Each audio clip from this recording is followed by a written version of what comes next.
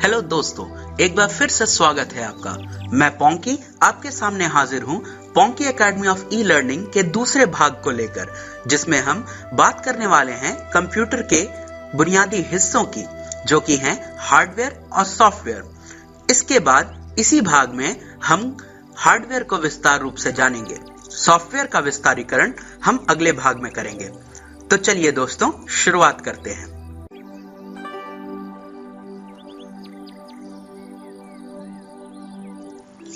आइए अब बात करते हैं कंप्यूटर के प्रमुख हिस्सों की। कंप्यूटर मुख्यतः दो हिस्सों में बटा हुआ है। पहला, हार्डवेयर। यह वह हिस्सा है जिसे हम छू या देख सकते हैं। दूसरा, सॉफ्टवेयर। यह निर्देशों की वह श्रृंखला होती है जो कि हार्डवेयर के साथ तालमेल बैठाकर किसी भी कार्य को सिद्ध करती है। इसे हम छू या देख नहीं सकते।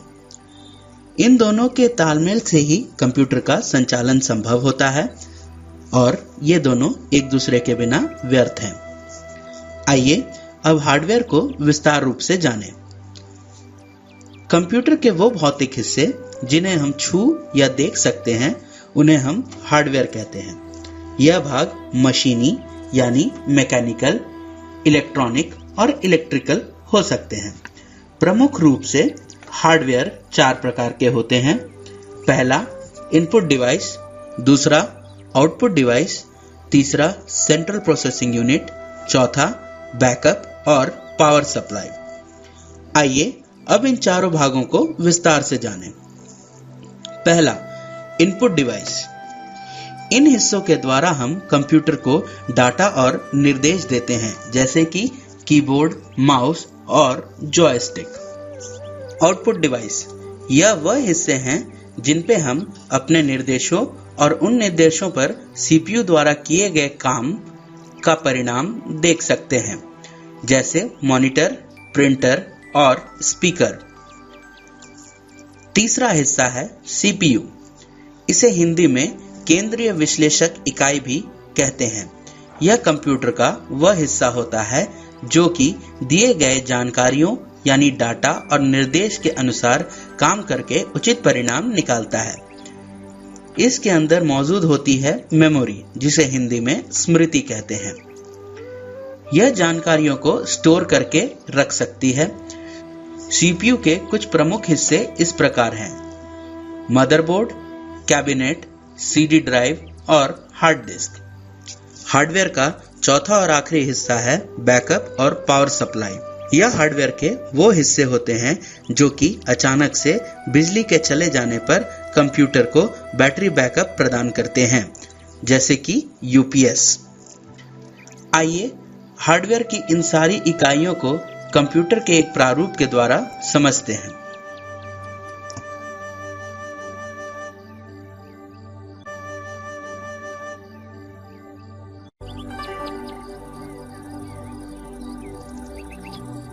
इस वक्त जो आप देख रहे हैं, ये कंप्यूटर के द्वारा बनाया गया कंप्यूटर का ही प्रारूप है। इस प्रारूप के जरिए आप कंप्यूटर के अलग अलग हिस्सों को बारीकी से जान पाएंगे।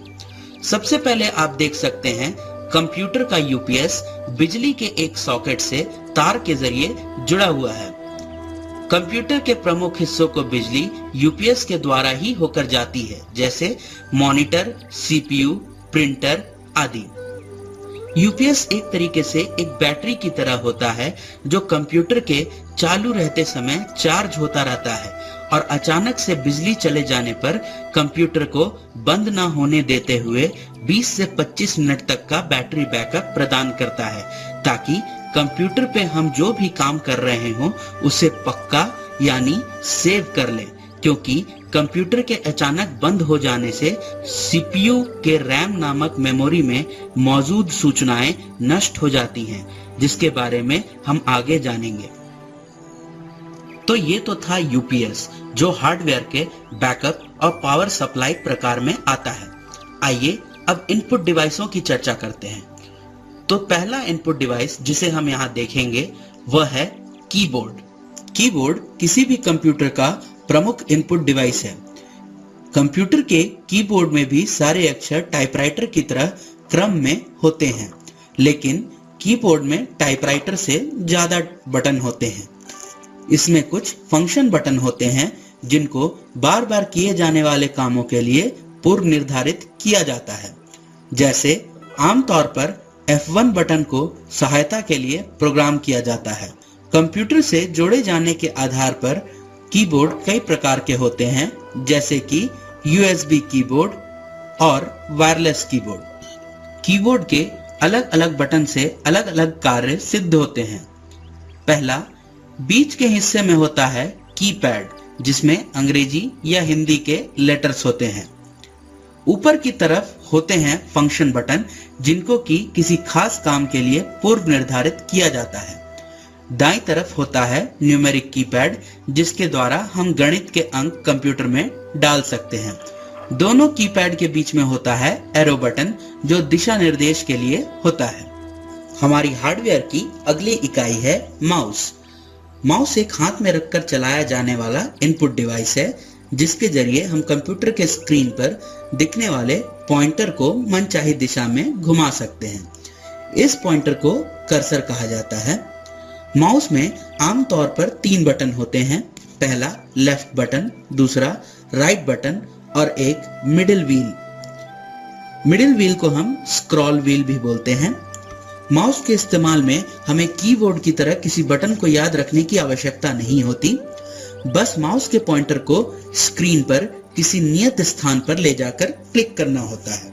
जब किसी खास स्थान या वस्तु का चयन करना हो तो हम माउस के द्वारा पॉइंटर को उस वस्तु पर ले जाकर बायां बटन क्लिक करते हैं और उस वस्तु से जुड़े विकल्पों की सूची को खोलने के लिए दायां बटन। आजकल मुख्यतः 2 प्रकार के माउस प्रचलन में हैं। पहला ऑप्टिकल माउस, दूसरा वायरलेस माउस। हमारा अगला इनपुट डिवाइस है जॉयस्टिक। जॉयस्टिक मुख्यतः गेम्स खेलने के काम में आने वाला इनपुट डिवाइस है। जॉयस्टिक के माध्यम से स्क्रीन पर उपस्थित आकृति को इसके हैंडल से पकड़कर चलाया जा सकता है। यह माउस की तरह ही काम करता है, परंतु फर्क इतना है कि माउस को एक बार किसी दिशा में हिला के छोड़ देने पर स्क्रीन पे मौजूद कर्सर वहीं रुक जाता है, जबकि जॉयस्टिक का हैंडल, जो कि एक खास आकृति से जुड़ा हुआ है, उसे हिला के छोड़ने पर आकृति उसी दिशा में जाती रहती है जब तक कि जॉयस्टिक के हैंडल को पुनः पहले वाली स्थिति में न लाया जाए। हमारी इनपुट डिवाइस की सूची में अगला डिवाइस है स्कैनर। स्कैनर ऐसा इनपुट डिवाइस है जिसके द्वारा हम चित्र और अपने महत्वपूर्ण दस्तावेजों को सीधा कंप्यूटर में डाल सकते हैं। इसके लिए जिस चित्र या दस्तावेज को स्कैन करना है, उसे स्कैनर का ऊपरी ढक्कन उठाने के बाद समतल सतह पर रखा जाता है। इसके बाद स्कैनर में लगे लेंस और लाइट के द्वारा उस चित्र या दस्तावेज को बाइनरी कोड यानी कंप्यूटर की भाषा में बदलकर कंप्यूटर के मेमोरी तक पहुंचाया जाता है। इस स्कैन हुए चित्र या दस्तावेज को हम कंप्यूटर के स्क्रीन यानी मॉनिटर पर भी देख सकते हैं। स्कैन की गई फोटो में आवश्यकता अनुसार बदलाव भी किए जा सकते हैं। स्कैनर का अधिकतर उपयोग डिजाइनरों द्वारा किया जाता है।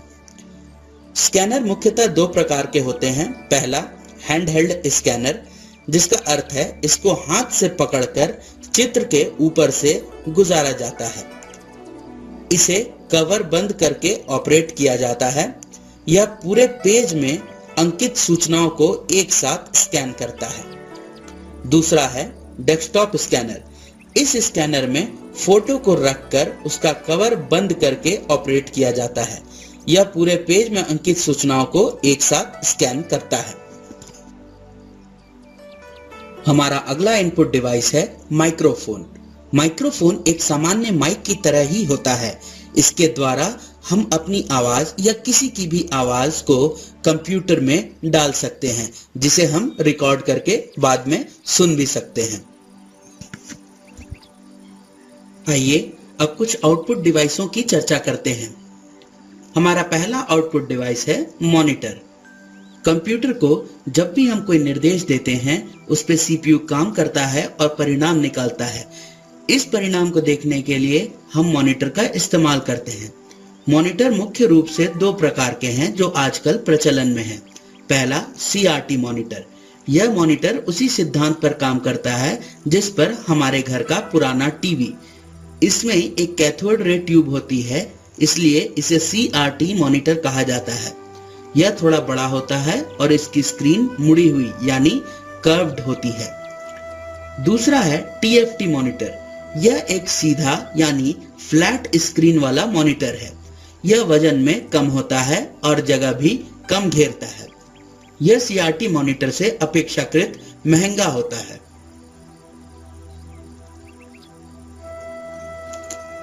हमारा दूसरा आउटपुट डिवाइस है प्रिंटर।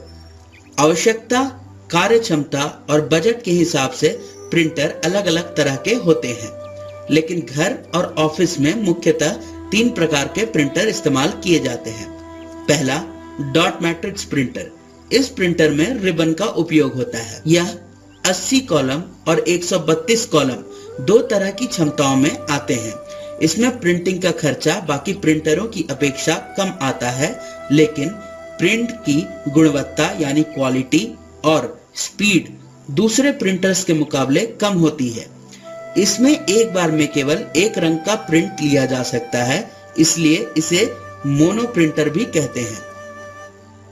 दूसरे प्रकार का प्रिंटर है इंकजेट प्रिंटर। यह इंकजेट टेक्नोलॉजी पे काम करता है। इसमें मोनो और कलर्ड यानी रंगीन दोनों तरह के प्रिंटर आते हैं।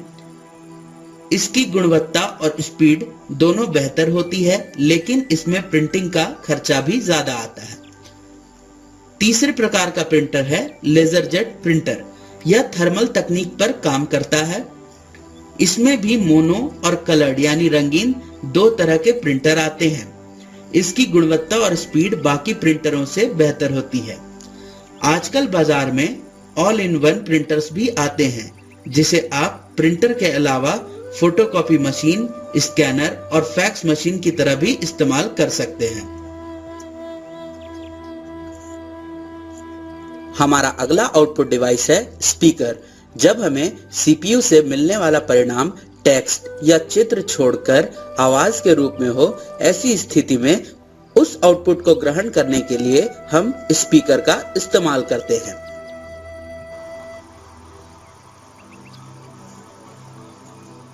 हार्डवेयर का अगला भाग जिसकी हम चर्चा करेंगे वह है CPU।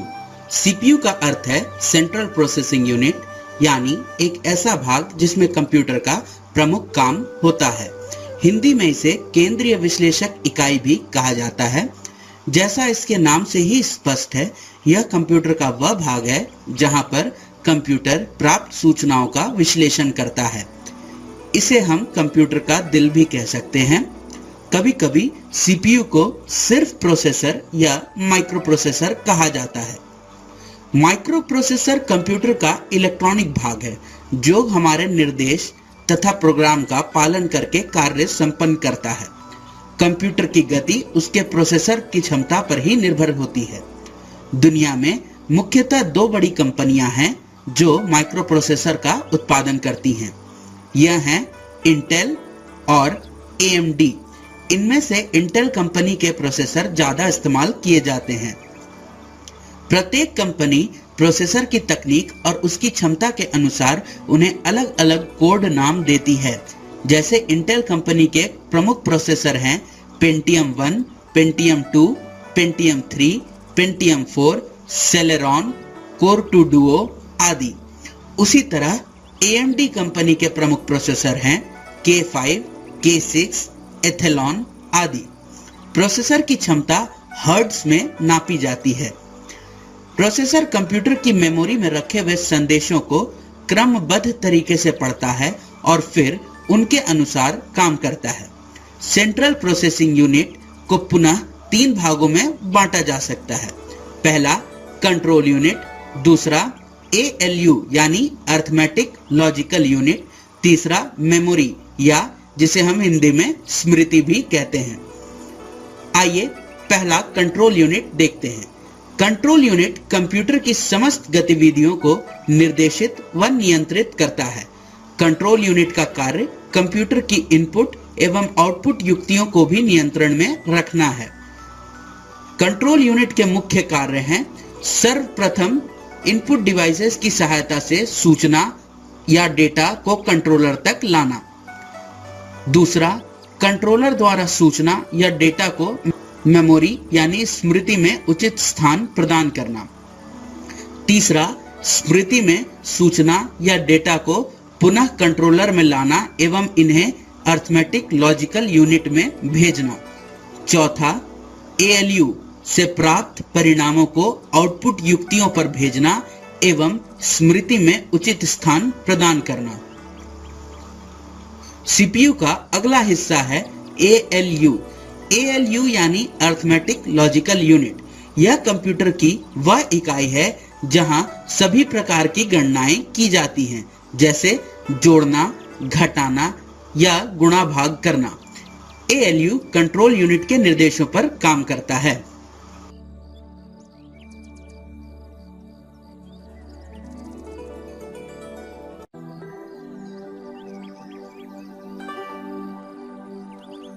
आइए अब ध्यान देते हैं कंप्यूटर के अंदर मौजूद कुछ प्रमुख युक्तियों पर।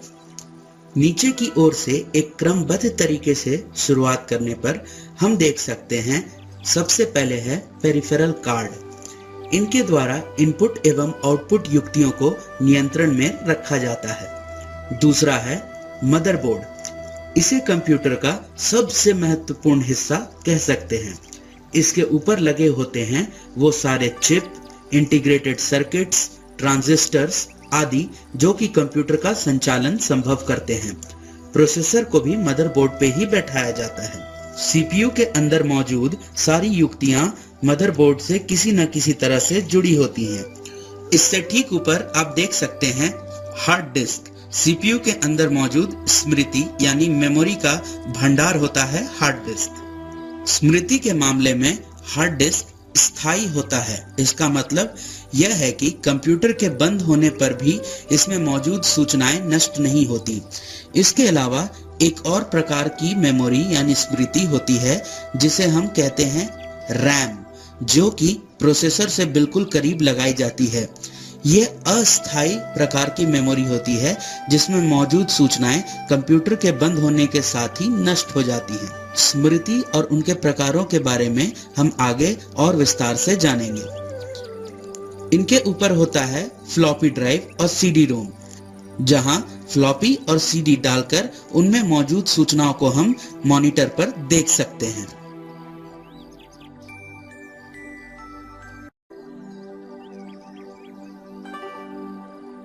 आइए अब रुख करते हैं CPU के पिछले हिस्से की तरफ। CPU का बैक पैनल। इसमें सारे पोर्ट्स मौजूद होते हैं जिनके द्वारा हम कंप्यूटर के अलग अलग हिस्सों को CPU से जोड़ सकते हैं। सबसे ऊपर की तरफ आप देख सकते हैं मेन पावर सप्लाई का पोर्ट। इसी पोर्ट के जरिए CPU को UPS से बिजली प्रदान की जाती है। उसके नीचे आप देख सकते हैं PS/2 पोर्ट्स, जिनके द्वारा हम कीबोर्ड और माउस को CPU से जोड़ते हैं। उसके नीचे हैं USB स्लॉट्स। इन स्लॉट्स के जरिए हम बाहरी इलेक्ट्रॉनिक युक्तियों जैसे कि पेन ड्राइव या अपने मोबाइल का डेटा केबल CPU से जोड़ सकते हैं। इनके नीचे होते हैं ऑडियो वीडियो पोर्ट्स, जिनके द्वारा हम हेडफोन, माइक्रोफोन आदि को कंप्यूटर से जोड़ सकते हैं। इसके नीचे मौजूद हैं वीडियो कार्ड, जिसका इस्तेमाल करके आप अपने कंप्यूटर से टीवी ट्यूनर कार्ड को जोड़ सकते हैं और कंप्यूटर पर टीवी का लुत्फ उठा सकते हैं। सबसे नीचे और अंत में है नेटवर्क कार्ड और मोडेम पोर्ट्स, जिनके द्वारा इंटरनेट से संबंधित युक्तियों को कंप्यूटर से जोड़ा जा सकता है।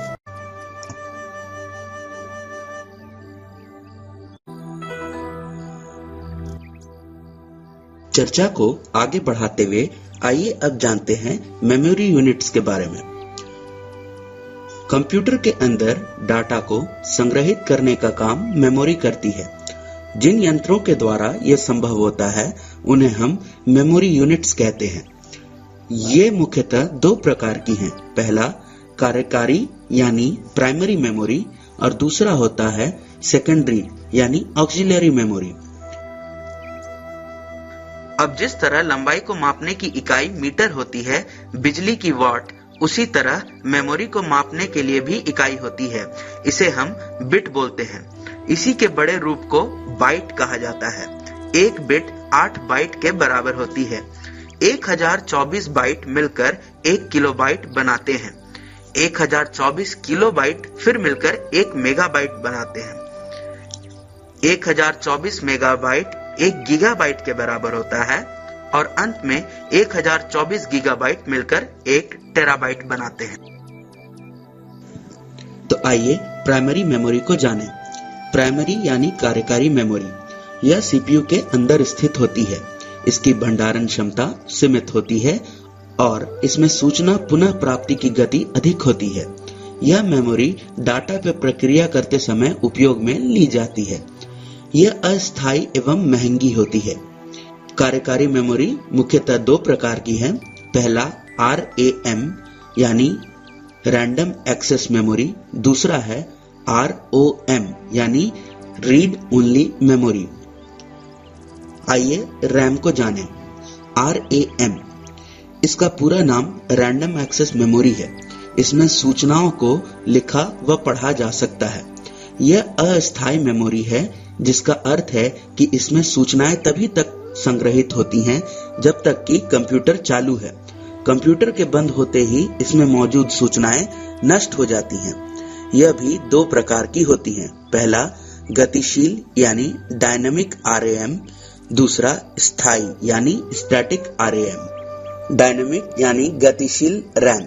गतिशील रैम में कुछ विशेष प्रकार के परिपथ होते हैं जो कि एक निश्चित समय अंतराल के बाद स्वतः ही सूचनाओं को हटा देते हैं। इसका मतलब यह है कि यदि हमने सूचनाओं को हटाने का निर्देश नहीं भी दिया है तथा न ही कंप्यूटर बंद किया है, तो भी इसमें संचित सूचनाएं स्वतः ही हट जाएंगी। इसके अलावा यह RAM होने के कारण टेम्पररी यानी अस्थायी तथा परिवर्तनशील मेमोरी है। दूसरा है स्थायी रैम या फिर स्टैटिक रैम। स्थायी रैम का कार्य बिल्कुल सामान्य RAM की तरह ही है। यह एक अस्थायी मेमोरी है जिसमें स्टोर डाटा को हम जब चाहें तब हटा सकते हैं। यह एक परिवर्तनशील मेमोरी है। इसमें संचित डाटा तब तक रहता है जब तक कि कंप्यूटर चालू है, और जैसे ही हम कंप्यूटर बंद करते हैं या बिजली चली जाती है तो स्टोर डाटा स्वतः ही हट जाता है तथा पुनः कंप्यूटर चालू करने पर रैम हमें एकदम खाली प्राप्त होता है। इसका मतलब यह है कि सिर्फ 2 कारणों से रैम में स्थिर डाटा को यहाँ हटा सकते हैं। पहला, यदि हमने निर्देश देकर उसे हटाया हो। दूसरा, यदि कंप्यूटर बंद हो गया हो। हमारे दूसरे प्रकार की कार्यकारी मेमोरी है ROM। इसका पूरा नाम रीड ओनली मेमोरी है। इसमें सूचनाओं को सिर्फ पढ़ा जा सकता है और इसमें संग्रहित सूचनाएं स्थायी होती हैं, जिसका अर्थ है कि कंप्यूटर के बंद होने पर भी इसमें मौजूद सूचनाएं नष्ट नहीं होती। कंप्यूटर के निर्माण के समय ही कुछ बड़े प्रोग्राम्स इसमें संग्रहित किए जाते हैं, जिन्हें हम बायोस यानी बेसिक इनपुट आउटपुट सिस्टम कहते हैं। इन प्रोग्राम्स के जरिए कंप्यूटर खुद से जुड़ी इनपुट आउटपुट युक्तियों का नियंत्रण करता है। ROM 3 प्रकार के हैं। पहला है PROM यानी प्रोग्रामेबल रीड ओनली मेमोरी। यह कुछ ऐसी ROM चिप होती हैं जिनमें कोई सूचना पूर्व संचित नहीं होती तथा प्रयोक्ता जो भी इनमें संचित करना चाहता है कर सकता है। यह प्रयोक्ता को डाटा संचित करने की सुविधा सिर्फ एक बार ही देता है, अर्थात प्रयोक्ता से जो सूचना एक बार संचित हो गई वह स्थायी रूप से संचित हो जाती है तथा फिर उनमें किसी भी प्रकार का परिवर्तन संभव नहीं है। दूसरा है EPROM यानी erasable programmable read only memory. यह रोम न सिर्फ हमें सूचना संचित करने की सुविधा प्रदान करती है, वरन हम इसमें जब चाहे पुरानी सूचना हटाकर नई सूचना संचित कर सकते हैं। पुरानी सूचना हटाने तथा नई सूचना संचित करने के लिए कुछ विशेष प्रकार के उपकरण काम में लिए जाते हैं। इस ROM चिप में ऊपर की तरफ एक आर पार दिखने वाला कांच लगा होता है, जहां से पैरा बैगनी यानी अल्ट्रावायलेट किरणों द्वारा डाटा को हटाया जा सकता है। तीसरा है EEPROM यानी electrically erasable programmable read only memory. यह ROM भी EPROM की तरह पुनः काम में आ सकने वाली मेमोरी होती है। इसमें संचित सूचनाओं को हटाने के लिए सामान्य विद्युत किरणों का ही प्रयोग किया जाता है। हमारी दूसरी प्रकार की मेमोरी है सेकेंडरी मेमोरी। इसे हम ऑक्सिलियरी मेमोरी भी कहते हैं। यह CPU के बाहर स्थित होता है। इसकी भंडारण क्षमता असीमित होती है, पर CPU से दूरी के कारण इसकी गति कम होती है। यह मेमोरी स्थायी एवं प्राइमरी मेमोरी की अपेक्षा सस्ती होती है। जिन अलग अलग सेकेंडरी मेमोरी उपकरणों की चर्चा हम यहाँ करने वाले हैं वह क्रमशः इस प्रकार है। पहला फ्लॉपी डिस्क, दूसरा हार्ड डिस्क, इसके बाद मैग्नेटिक टेप, इसके बाद आएगा ऑप्टिकल मीडिया।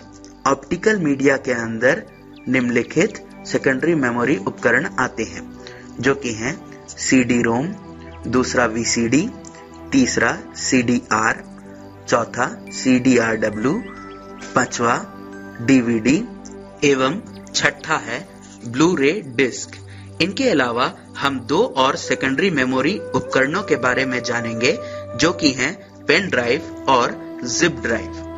तो चलिए सबसे पहले देखें floppy disk. Floppy disk plastic के आवरण में माइलर पदार्थ की वृत्ताकार चकती होती है, जिसकी सतह पर चुंबकीय पदार्थ का लेप होता है।